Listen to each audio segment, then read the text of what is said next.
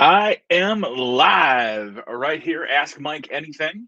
You can go ahead and make your comments, and I will do my best to answer those questions.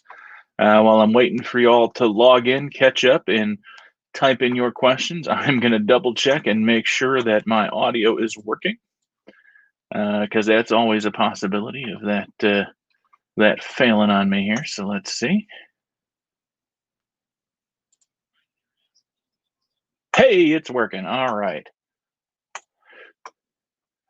6 times 7. I'm gonna go with 42. Thanks, Robert. Appreciate that. Right out the gate, get me one I can answer.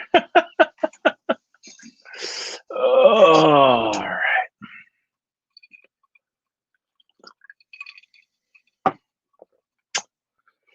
All right. While you guys are doing that, I'm gonna pull out a couple of my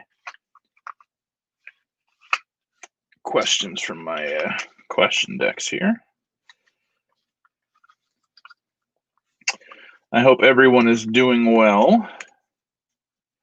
We had a very big craft and vendor show in the parking lot front yard area of St. Matthews yesterday that seemed to go fairly well.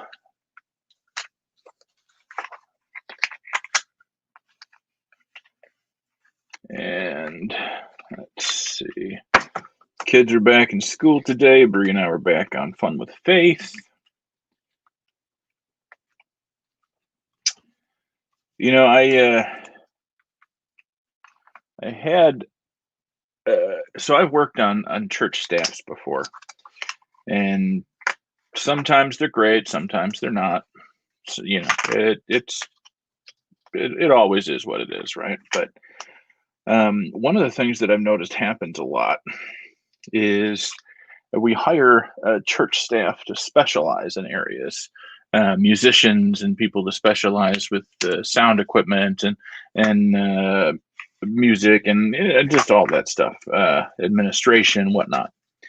And oftentimes, even with church members who aren't staff but have specific ministry areas where they're interested in, oftentimes we get to this point in our minds, and I'm saying this because I'm as guilty of it as anybody, where we think our specific ministry area is the most important thing in the world to, and we won't ever say it that way, right? We won't ever say that it's more important than any other piece of ministry. But I had 15 years of youth ministry where I kind of thought that way, right? This is it's kind of your baby. You want to protect it. You want to do what you can.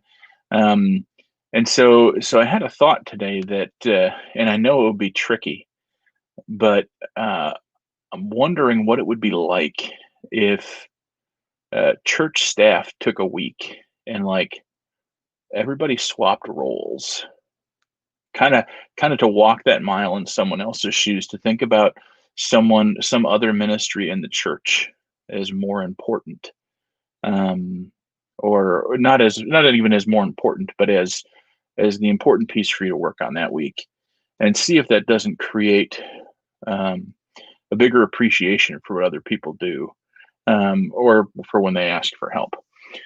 It was just thought. I once managed a band that everybody switched instruments to do a song at a show once. It was actually pretty good, but just that switching roles to kind of get that feeling. All right, Robert has another question that is not math related, I'm guessing. Why is there no childhood for Jesus? He's born one day, he runs off, parents leave him behind, then he's an adult. What's up with that? So there's, in the four traditional gospels that we have, there is very little said about Jesus' childhood. Yes, he's born. There's a little incident shortly after he's born in the temple, and then when he's a little older and he stays behind, and then he's grown up. So there are apocryphal gospels. There are other stories out there that talk about maybe some of the childhood things of Jesus. They didn't make the cut for canon. and therefore we tend to not preach them very much. Um, but there's also this reality that um, that you can imagine, right? You can imagine what Jesus might have been like as a child. Um, the did he know, right? The did he know what was going on? Did he know how things were going to end up? Um, yeah, it really, Robert. The answer boils down to when the canon was set, those particular gospels were deemed uh, unworthy. Um, so yeah, um, and if we if we want to talk about how we got the Bible, that's a whole nother live stream. I mean, we can, but I'm gonna have to like look up notes and stuff. Other questions? Go ahead and like, share, comment, subscribe, all those things. I appreciate that. Um, put this out into the world. I should write a story called Jesus the Middle School Years. Yeah, he's got braces, right? Um, his beard starts to grow in. uh,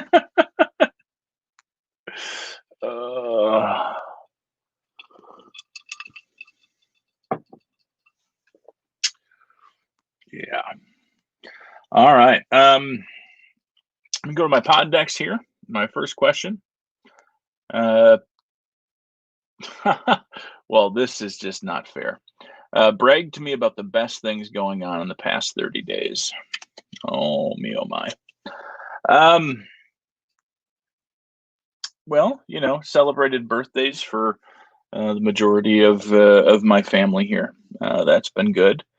Football started back up. While I don't think it should be happening, I'm glad. I'm glad for the distraction. Um, let's see. The craft and vendor fair yesterday was very nice. Lots of fun. Good food, good people. So yeah, a couple things going on in the world. Good. I don't know. I'm I've kind of taken a little bit of a hiatus from a lot of the daily news things, just for my own sanity. So other questions?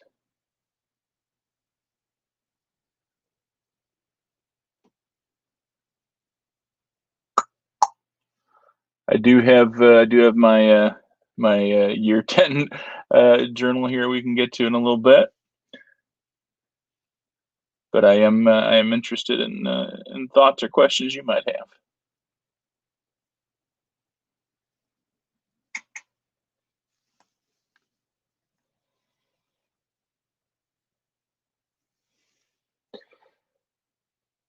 All right, Robert, how do you stay neutral during an election year? Um, I don't I don't I don't necessarily think you can. That's like trying to stay completely objective about something. You can't. Um, you always have you always have some bias leaning into it. Um,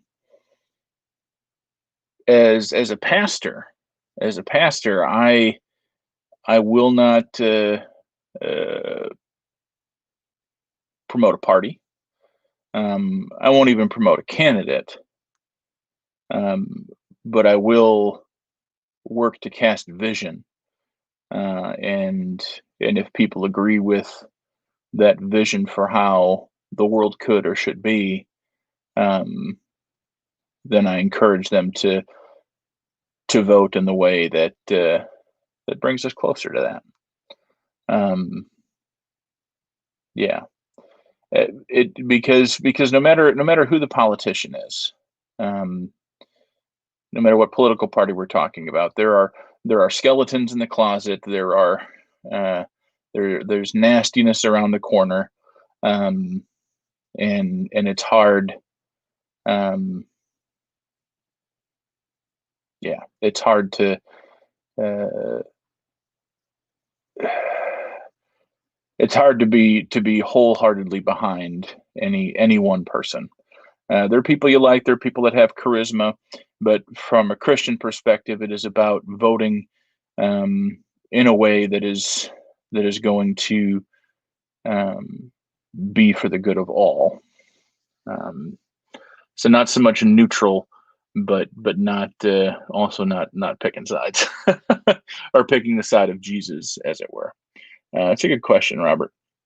Let's see.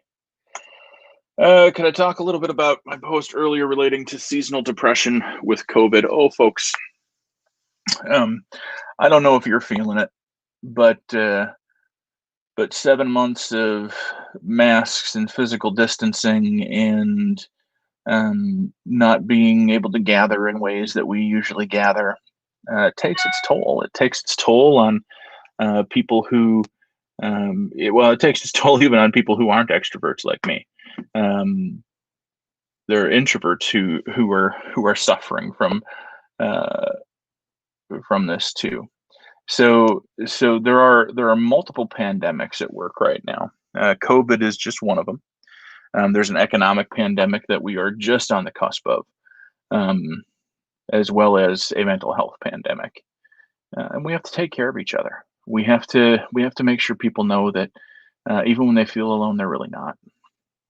Um, and if you're waiting for that person to, if you're waiting for a person to call you, make it all better. If you're waiting for a phone call, make a phone call, because I promise you, the person you're waiting for that phone call from to tell you it's going to be okay is probably waiting for a phone call from you. We're all feeling it um, in this time. So you need to pay attention to your mental health, pay attention to what's going on in your head, and to seek help when you need it. And there's nothing wrong with that.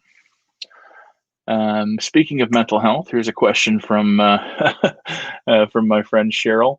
What do the Packers need to do to recover from yesterday's game from Tampa Bay? Oh my gosh, that was a nightmare. Um, I watched the whole thing, and it was difficult, and it did not help my mental health at all. But um, what do they need to do? Uh, uh, in the words of my favorite fictional coach, Ted Lasso, they need to make like a goldfish. Have a 10-second memory. Um, Move on. Get back to what they know. Um, yeah, it was a rough week. Everybody has a bad week, and this was just a really bad week. Um, I managed to make it through without cussing a whole lot, so that was good. And if you have not seen the television show Ted Lasso on Apple TV, I highly recommend it. Uh, just spectacular, spectacular. All right, question from Mike Vollmer: which is better, Tremors or Starship Troopers? Can they really be compared, Mike? Um,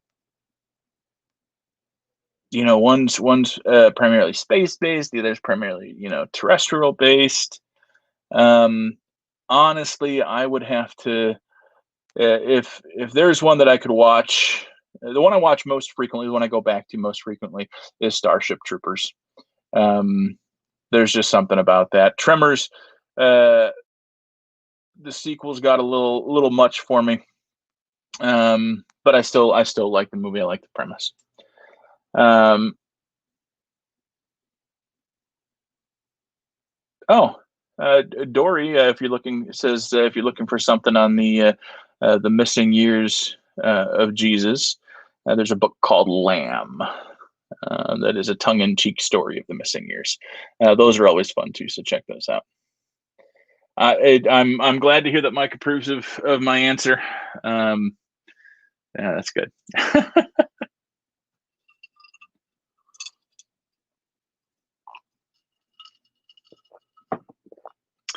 Going back up to Cheryl's question though about the Packers, I got to say I really enjoyed um, the feeling and tempo this season for them. Up until yesterday, it was just a very relaxed, um, not a whole lot of the nail biter kind of things. Um, yeah, that was nice.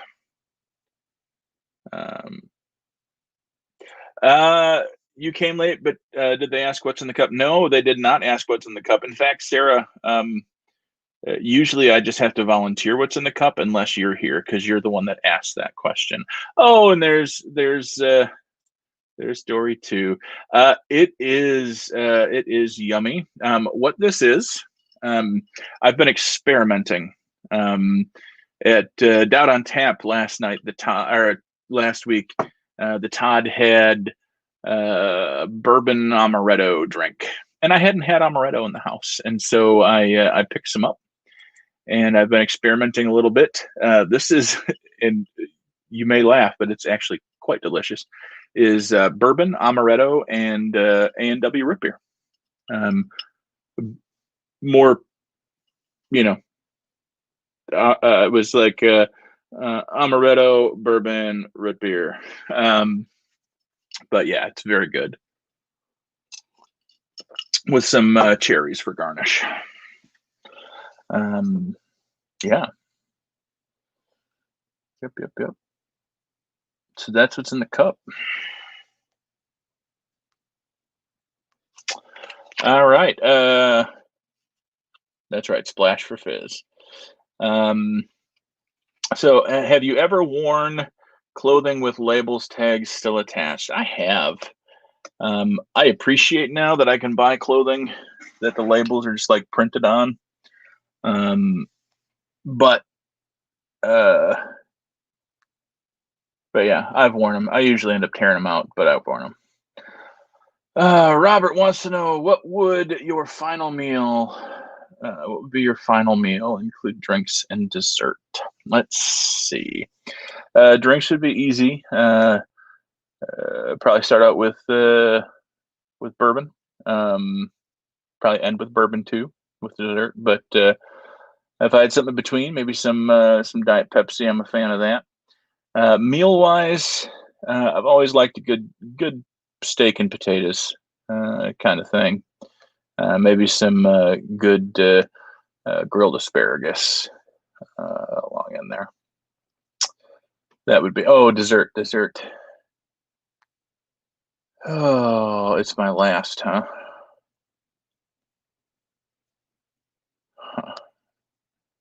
It would be a tie between good piece of apple pie or really good strawberry shortcake, probably. Yeah. All right. Not a bad question. Or did you mean what's going to be the meal and drinks and dessert I'm going to have that's going to eventually kill me? That'll probably be pizza and bourbon.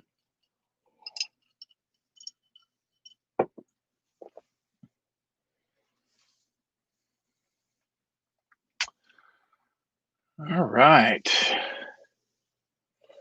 Other questions? It's. I don't know who's all watching. I know there are about a dozen of you watching. I just know the people that have commented. But yeah, I appreciate the questions. How long? Okay, here we go. That's a good one. How long does it take to write a sermon? Have you ever recycled your sermons? Typically, the rule of thumb is an hour of prep per minute preached, give or take. So if I preach on average 15 to 20 minutes, that means we're talking 15 to 20 hours of preparation, of thinking through things, of praying through things, of reading commentary, of going back to the scripture, of reading different versions, listening to it, on audio, all of those different things to try and really get a sense of it. Um, so yeah, about an hour of prep per minute preached. The actual sitting down and writing it out, because I do that. I manuscript everything. These days, I can probably get out my rough manuscript in about if I have quiet or if I'm in a good place to write, about 90 minutes to actually physically type it out. Have I ever recycled my sermons? If by recycled you mean preached the same sermon a second time at the same church, no. Have I? So a couple of years ago, I was up north when my dad was sick, and I preached a Sunday there. And I just, I went back and I grabbed a sermon that I'd preached down here a couple times, or well, I'd preached down here a couple weeks before, and I preached it up there. You shift a few things. You got to make things fit where you're preaching at. But as far as taking a sermon I've preached in the past and recycling it, not really. I've recycled sermon illustrations. That happens. I've recycled a sermon of Breeze on occasion. But typically no. And like, so someday hypothetically the bishop's going to call and we're going to move to some other churches somewhere.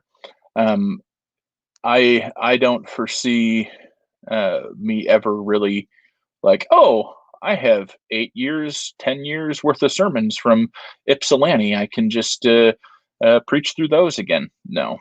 Again, illustrations can recycle pretty well, but I feel you got to be more authentic than reaching back into those deep pools.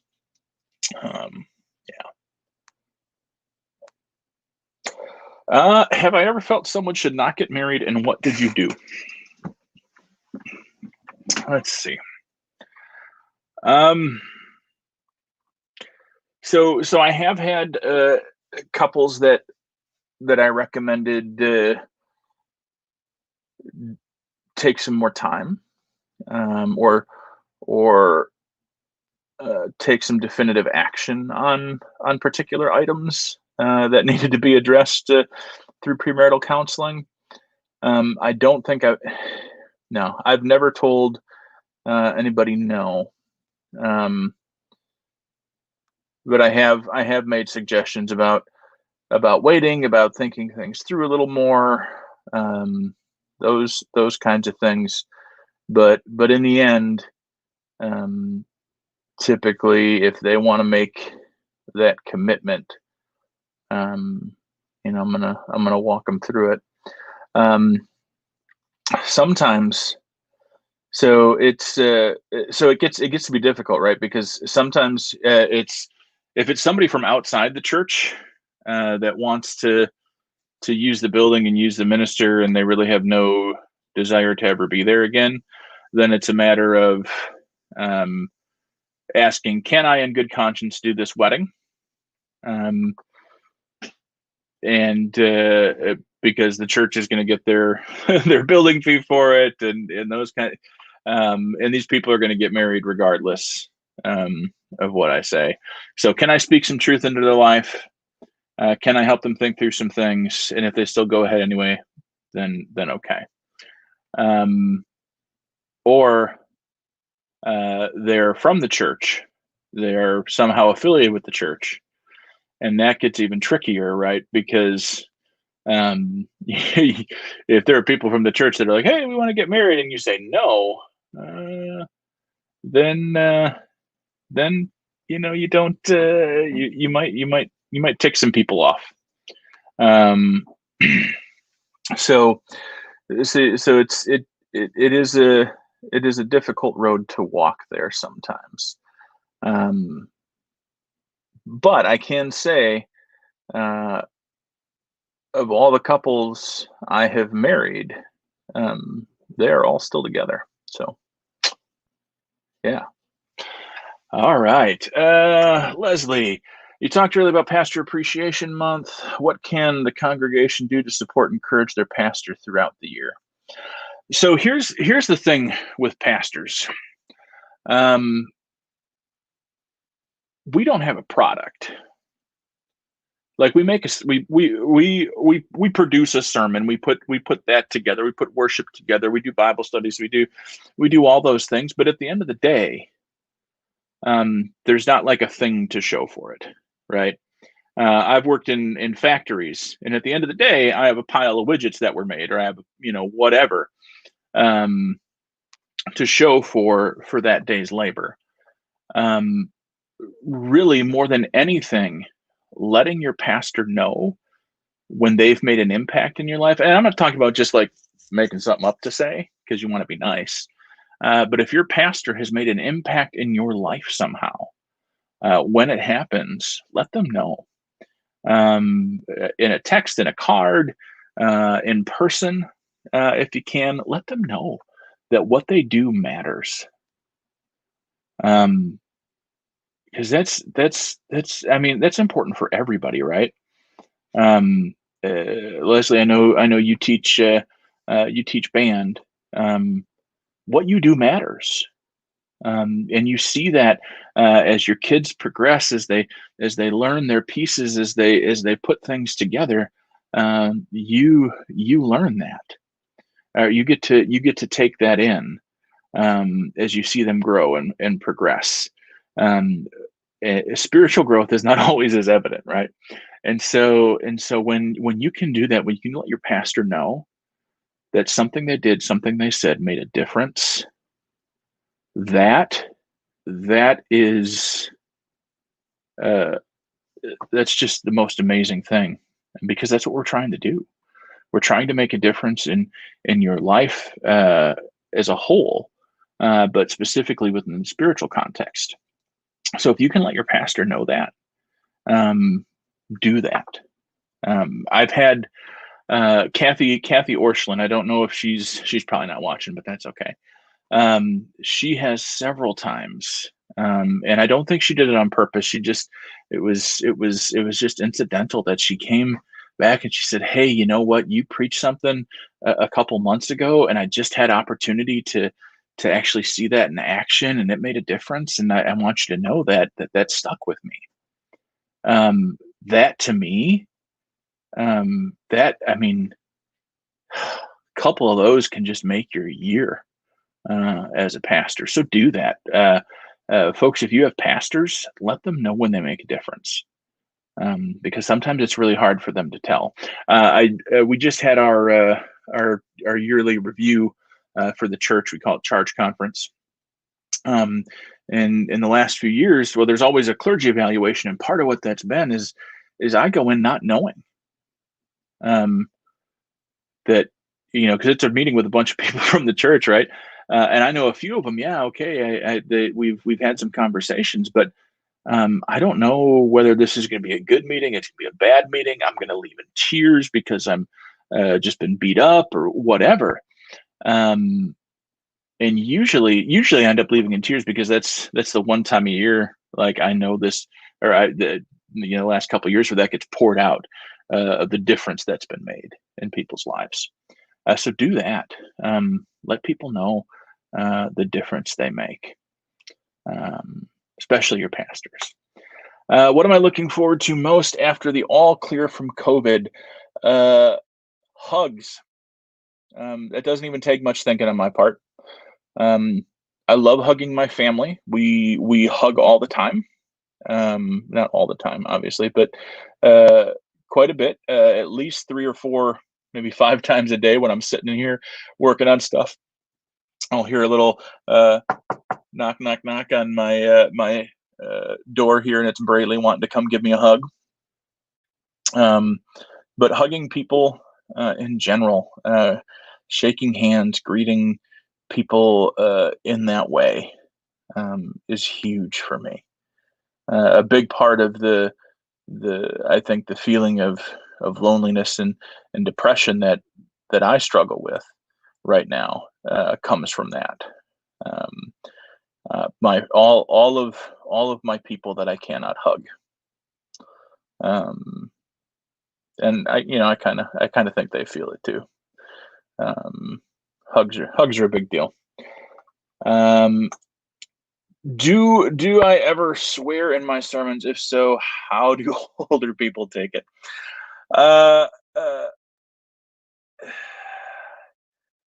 you know, uh, I think I said "dang" this week. I don't know if anybody caught it, but I said "dang." Typically, I'm not going to cuss, and it's not because I don't cuss. I'm very clear with the fact that I do cuss. Um, I don't think using that language is any different than using other forms of speech and language. But I do know that for some people, that is a huge deal, um, and it would take away their ability to focus on the rest of whatever I was doing. So I started out a lot of I started out in a very conservative end of the spectrum in Christianity, and I went to a very conservative school, a school that very much espoused this idea that if you were divorced, you could now no longer teach the Bible, you couldn't be a pastor, you couldn't lead in the church, you couldn't be a missionary. If you were divorced, all you could do was sit in the pew on Sunday morning, put your money in the plate, and be happy you're allowed to do that. Was kind of this whole deal. And so one of the most loved Bible teachers at the college that I went to started out a lesson one day by saying, "When I was married to my first wife," and he just kept going. Um, and everybody kind of just stopped. People didn't take notes. People were just shocked. And he got to the end and he said, "No, by the way, I'm still married to my first wife." Right. So I have no problem with cussing. Um, but I also know that if I do it, uh, some people aren't going to hear anything else I say. Um, and a good chunk of them might not hear anything else I say. And so I tend to stay away from it. But in Bible study, when we're having conversations, um, yeah, yeah, I'll cuss. At Doubt on Tap, I'm sure you've heard me cuss. It's part of vernacular. It's part of how people speak. Um, but for a lot of people, that sermon, that message on Sunday morning, is in a different category. I know preachers who do. I applaud preachers who do. I just know in the context in which I serve right now, if I did, um, people wouldn't hear anything else. So good question though. Robert, as Christians in general, why are we less progressive than we should be? Race, sexuality, etc. Um, because everybody has their own interpretation. Everybody comes from a different place. And that's important to remember through all of this, whether it's Christianity or politics or whatever. We all come from a different place, but we all arrive where we are at for a reason. I took this huge journey from highly conservative to very, uh, in a lot of cases, very far left. Um, as a journey. It wasn't a one day thing. People who are Republicans got that way for a reason. Their life experiences brought them there. Um, and we're all human beings. We all are subjected to our own experiences and our bias. And so, Christians in general, why are we less progressive? We tend to be less progressive because we spend a lot of time looking back, not just at scripture, but at our own past, the golden and glory days, as we may call them. Um, and the other thing is if things like uh, race, things like sexuality, if they're things we haven't ourselves struggled with, um, we tend to not focus on it. We tend to be human beings in general tend to be very self-focused. Um, if we hear about um, someone struggling with their sexuality, well, uh, I've always been a straight cisgendered dude, right? I've never struggled with it, never questioned it. Um, so I don't know what that's like. And so so you either do one of two things. You listen to the stories of other people, and uh, you decide, okay, well, this is an important thing, and I'm gonna help uh, create awareness and help people uh, to realize their true selves. Or you say, well, that doesn't bother me, and so I don't do anything about it. Um, and that happens in the church. If it's not something that affects us, sometimes we're just okay letting it go, uh, and that's not right. But it's a reason why the church is less progressive. Um, we spend a lot of time trying to get things back instead of looking forward, which is by definition progressive. But anyway, good question. All right. Do you get grief from sermons you have given? If so, which one stands out to you the most? Um, I tend to not get grief from people. And I think it's for a couple of reasons. I think some people find me intimidating, which, if you know me, is just ridiculous. Um, but some people find me intimidating and maybe don't want to um, try and deal with that.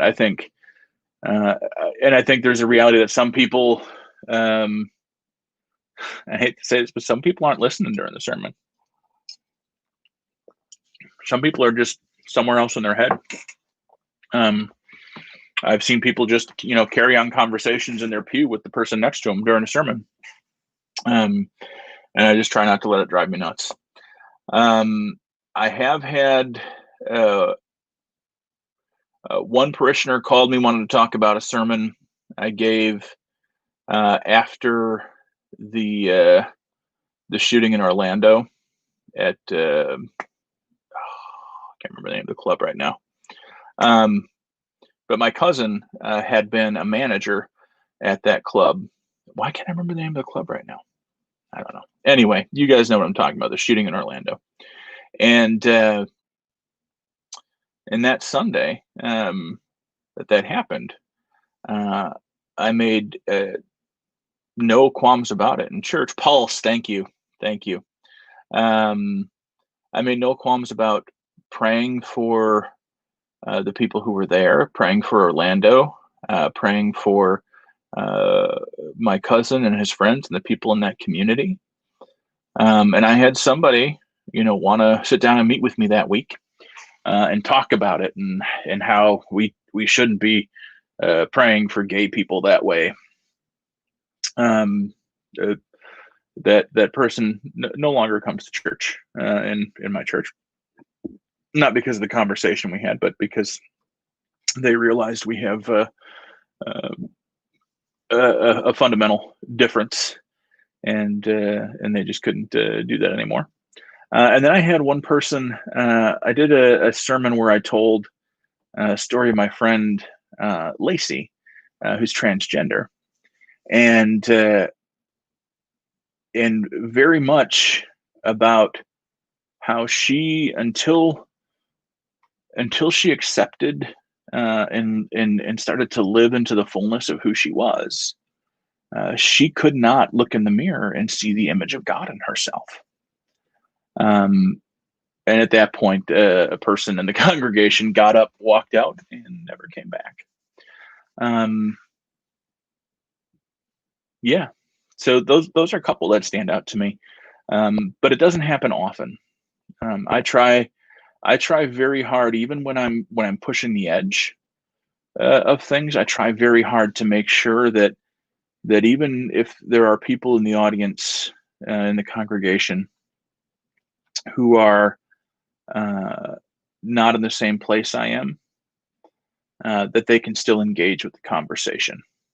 Um, that there's still room for them, because that's part of the other question that comes up, and it is, unfortunately, primarily, especially in the United Methodist Church, around the idea of sexuality. Um, so yeah, it becomes, um, it just becomes this thing. Um, Brian, somebody actually said we shouldn't pray for gay people. I don't know if they exactly said it in that way, but didn't think that we in the church should be praying a blessing on gay people. I think was the context of that. But yeah. So often though, Leslie, if I am going to have grief from somebody, it's usually going to be from a justice issue. Thankfully, the churches I serve right now primarily don't have those issues. Well, don't come at me with those issues.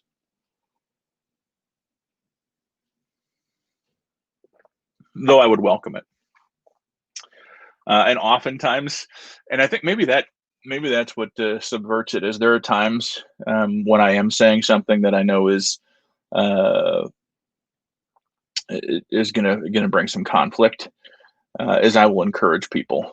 I'll throw my number up on the screen, or I remember after General Conference 2019 and all of the fallout from that, I came that Sunday and I said, "This is where I stand. This is what I'm going to preach."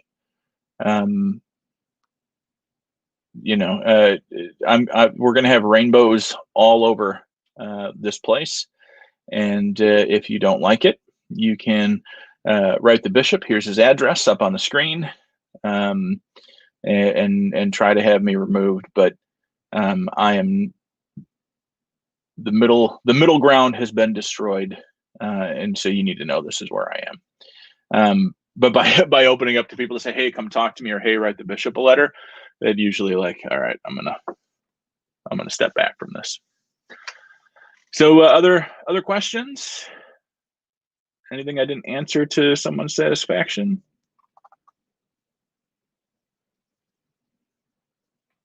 And Dad, to go back to yours, after hugs, it would be seeing family I haven't seen in a while, but hugs are first.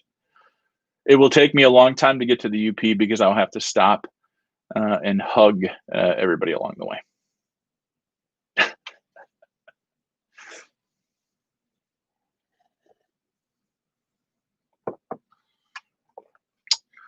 All right, I got another card. I'll wait for you guys to type some stuff in. How many chickens would it take to kill an elephant? That is from the What the Heck deck. How many chickens would it take to kill an elephant? You know, I don't know. Like, if the elephant tries to eat the chicken, it could choke on like just one. But an elephant wouldn't eat the chicken. Chicken's small enough that like elephant would be like, hey, it could be a mouse or a snake. I don't know. I'd probably have to go with at least 30. Like if we're talking a full-on frontal assault, at least 30 chickens. Or one really big one. Yes, Brian, thank you.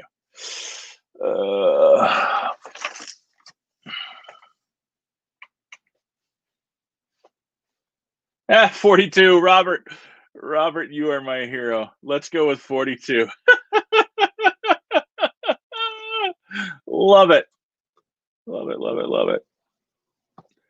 Hey, I just got to say, those of you that weren't here last week, you missed my junior high girlfriend and junior high best friend being in here. That was pretty interesting.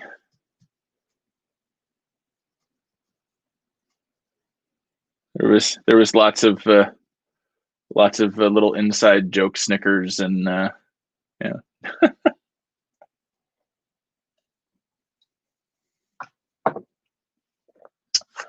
All right, last card. Would you rather? Would you rather appear as a guest on your favorite TV show or have lifetime backstage passes for any concert you attend? Oh, that's easy. Lifetime backstage passes for any concert I attend. That's yeah. Like a one-time guest spot on my favorite show. My favorite show changes with like the Netflix season. So, and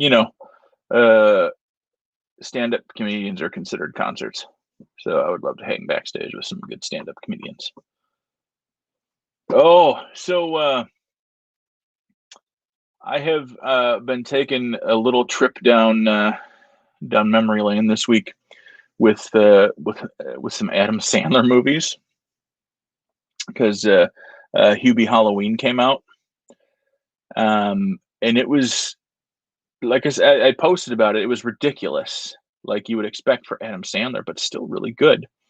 And I've gone back through and like I watched Big Daddy. And like it's definitely that junior high boy humor, and I don't think Adam Sandler will ever get away from that. But there's also still really good messages mixed in. And today I watched The Do-Over with Adam Sandler and David Spade, and it was like 12-year-old boy humor, haha, shoot him, whatever, weird stuff. But there was a message that was important in there, and I was pretty impressed with that. And then I caught his 2018 Netflix stand-up special, which was a lot of music, and still very good. And he does, and some of you have probably seen it. Adam Sandler at the end of his show would do this tribute song to Chris Farley, and it had me in friggin' tears, like full on crying, for a lot of reasons, but predominantly my freshman year of high school, I had hair very similar to Chris Farley. I was clean shaven, and there were some, we'll call them bullies, in my shop classes that would call me Farley, big guy. And I loved his comedy, but I hated that they were just calling me that because I was big. And yeah. And so like I'm watching this tribute. This one friend is singing in 2018 a tribute to a friend who died in 1997. And I'm just having all these feels because like I hadn't even graduated high school in 97 when Chris Farley died. And just that deep friendship, that deep remembrance, that deep connection is so important.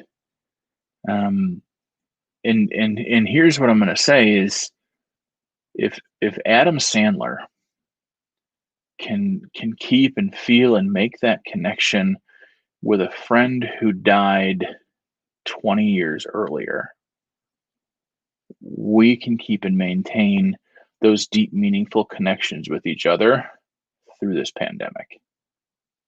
But yeah, I had all the feels of all the times I hated being called Chris Farley, and then all the times I'm like, I wish I could be that funny. Yeah.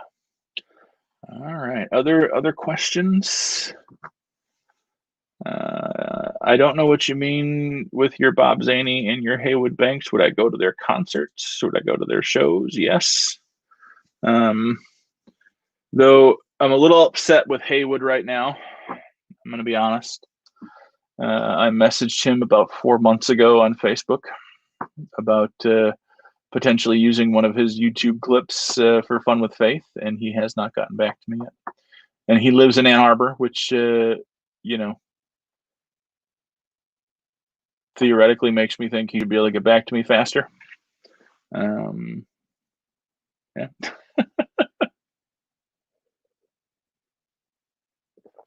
Thoughts, questions? Let's hear it or read it.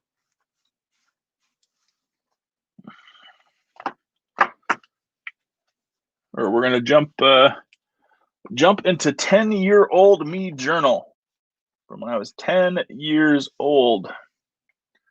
Y'all ready for that? All right, so I tell the story. I lied to a teacher, then I lied again, and thought my dad was going to kill me. Thought he brought me to Kmart to buy the shovel to dig the grave so he could, so I could dig my own grave and then he'd kill me. Instead, he bought me this notebook in 1989. I still have it. And he said I would have to write in it every day until I was 18. That did not happen, though I still keep a journal and have off and on throughout the years. I did not keep it till it was 18. That's one of those things, like, right? I'm sure a lot of you, when you were kids, your parents like, we're going to ground you for a month. And then like 3 days in, they're like, oh my gosh, this grounds us too. And then like you're done in 5 days. It was kind of the same thing. It lasted a while longer. I've got stuff in here up to 92, and then I got one I ripped out that goes from another notebook that goes from May 1999 to July 1999. I got into a habit with my journals where if I started a new relationship, I would start a new journal. I'd go to Barnes and Noble, I'd buy a new journal. And sometimes that was every couple months. And then there were times that it was if it was a new phase of life, I would buy a new one. And so I didn't always fill them. These days I go till they're full, even if they span a lot longer. All right, so we are on Wednesday, April 5th, 1989. And you want to know how dumb I was at 10?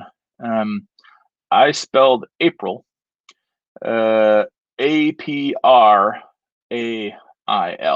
April. And I did that quite a bit. Wow.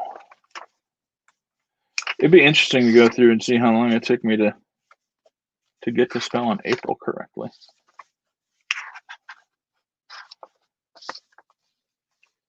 It doesn't look like I'm going to fix it before the end. Nope. So all of April 1989, I spent April, A-P-R-A-I-L.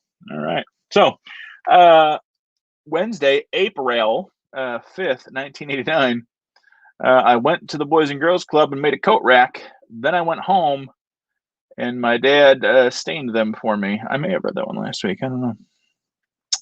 Thursday, April 6th, 1989. I did not go to the Boys and Girls Club. Instead, I went home. I went to my Aunt Carla's and played Nintendo. P.S. This is my third day with braces. Impressive. And Friday, April 7th, 1989. I wanted to watch Top Gun, but my mom wanted us to watch Pete's Dragon. P.S.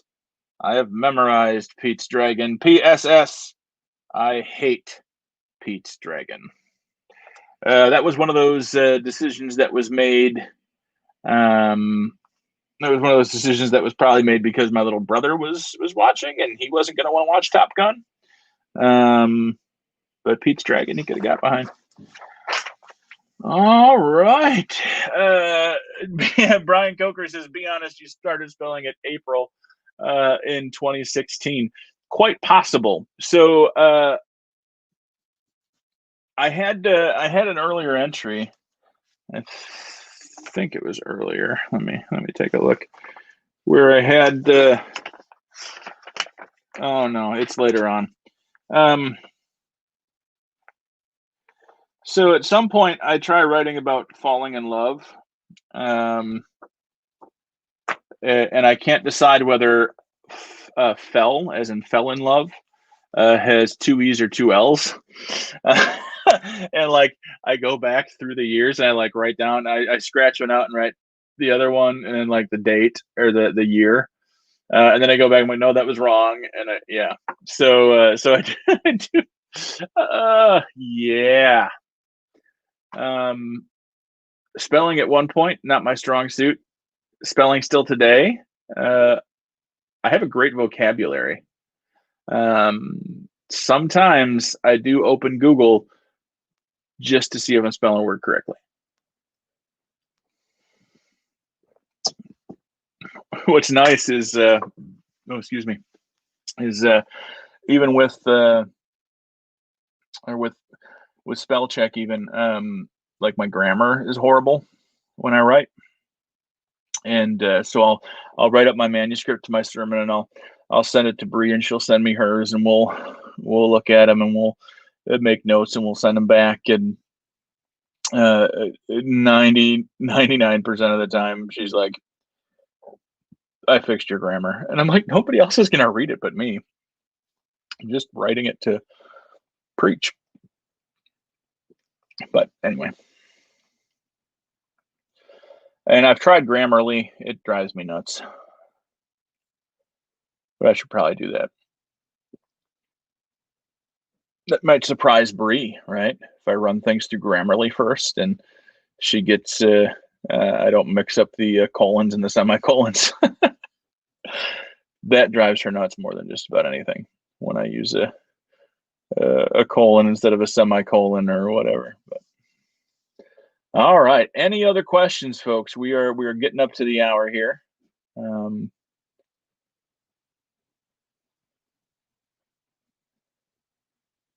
right, I'm not seeing any. That's okay.